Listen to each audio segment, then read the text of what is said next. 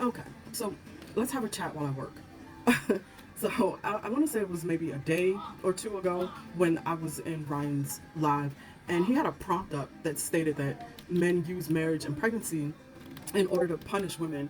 And despite so many educated people, men and women, coming up onto the panel to explain to everyone how men tend to use marriage and pregnancy as punishment, there were so many men who came up onto the panel, and they didn't come up to disprove anything that was being said.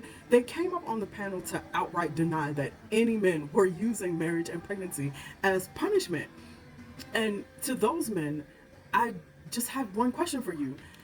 If it wasn't a real phenomenon, then why does it have so many names? And I ask this because I'm pretty sure researchers don't just create terms out of thin air. What they do is develop language that describes the patterns that they are repeatedly observing. When marriage or pregnancy is used to gain power over a partner, there are so many established concepts that describe those behaviors. We can go down the list. There's coercive control. We have entrapment and reproductive abuse, coercive economic abuse, coercive commitment, patriarchal entitlement, ownership mentality. Uh, what's another one? Benevolent sexism. What I'm saying is there isn't just one term that describes these things. There's multiple frameworks because the behavior has a tendency to take on many different forms. It doesn't just show up as one thing.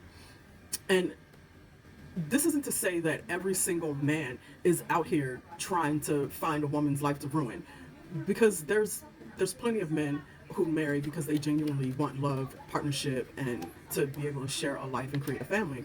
But those few don't speak for the many who are in relationships where marriage isn't being pursued as an equal partnership. It's being used as a mechanism of power. And when commitment becomes control, or when pregnancy becomes leverage, when financial dependency becomes the goal rather than an unfortunate circumstance, I guess we could call it, the relationship has stopped being about building a life together, and it becomes about limiting someone else's ability to choose for themselves. Healthy marriages expand both partners' lives, and control shrinks one person's world while enlarging the other. And that seems to be the thing that most of the men who came onto the panel didn't want to admit to. So much so that they completely deny that any men are doing this at all. And I think that's pretty fucking pathetic.